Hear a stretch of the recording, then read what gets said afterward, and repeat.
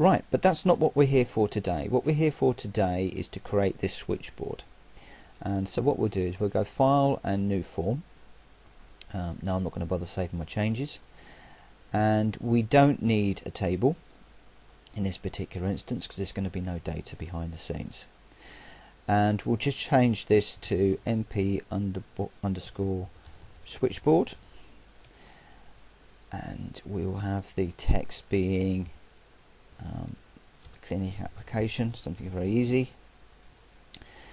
And the other thing that I want to do is I want to have the little icon change because I don't particularly like that one, and I haven't got one defined already, so I'll go create entity as we did yesterday, and we'll browse to a directory that I've created on here called icons.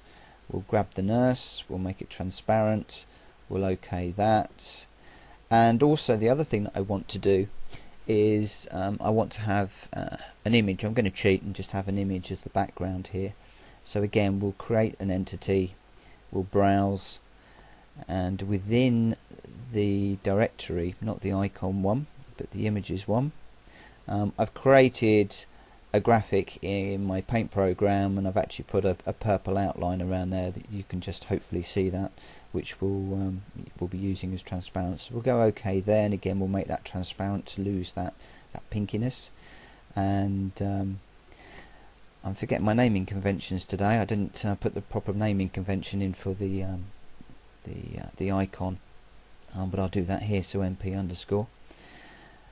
Don't always do as I do as I say. You know, this shouldn't be nurse 1. It should be MP. In fact, let's go ahead and go into the icons. So nurse 1, but we'll actually change that to MP_. And normally I'd now need to go in and delete the other one, but I won't worry about that for now. So we've got our icon, we've got our bitmap entity.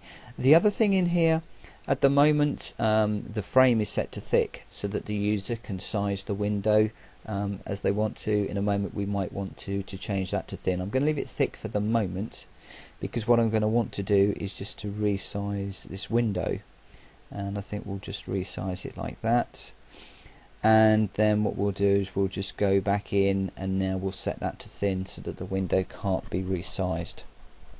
And the other thing we'll do is we don't want somebody to be able to maximize this. They can minimize it, but we don't want them to maximize. We'll turn the maximize box off, click OK, and then if we just test run that now,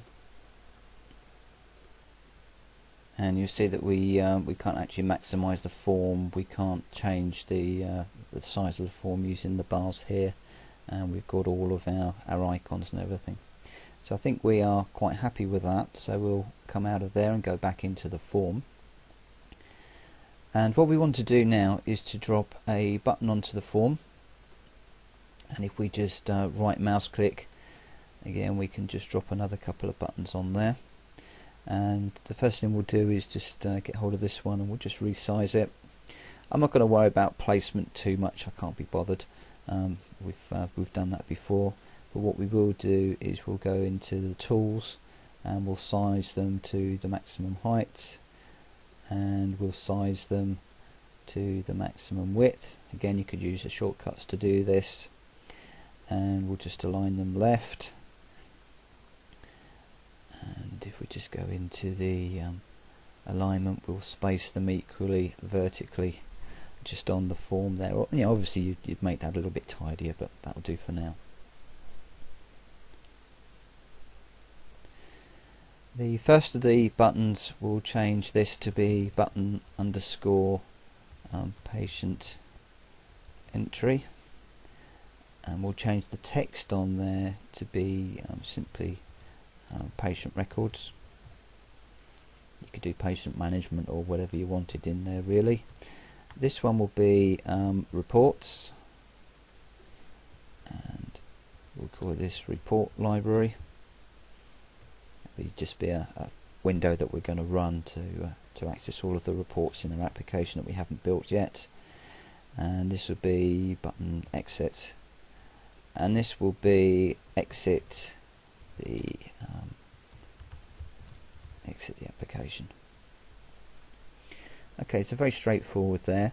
I think what we'll do is we'll decide that most people are going to want to go into the patient record, so we'll set that as our default, and you know, to escape out of it, we'll just change that to be the cancel button. Not sure if that's right, but that will do for me. What we want to do is we want the patient records button. When somebody clicks that, we want them to run the window. And you could go into the events and do it that way, but a nice way in OpenInsight for this is just to hit the link button, which then gives you form name, and we can type ahead. So MP, patient entry, OK that, job done. When we click that, we're then going to launch that particular window. The report library we can't do anything with at the moment because we haven't got a window to run, so let's set that to be disabled to show the user that they can't actually do anything with that.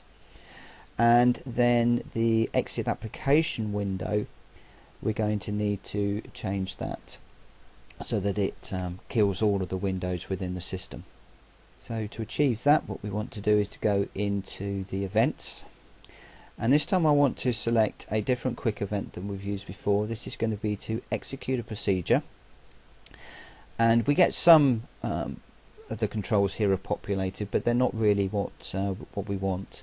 What we need to do is we need to send a message to the entity, and we want to call the utility. So we can click this drop down.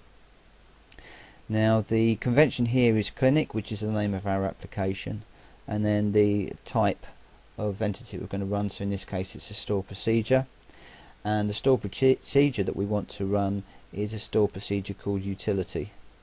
So I just come down to the use, and we want to use that particular one there. The message is going to be execute. We can't change that, fairly straightforward, but the parameters that we want to pass we do need to change. And what we want to do is we want to call destroy with a comma, and we want to destroy the system, so it's going to destroy all of our windows. And the return value, we don't need anything in there, so we'll just delete those out, and we'll apply the quick event. We get our queue, we'll click OK and OK, and we can then come out of that.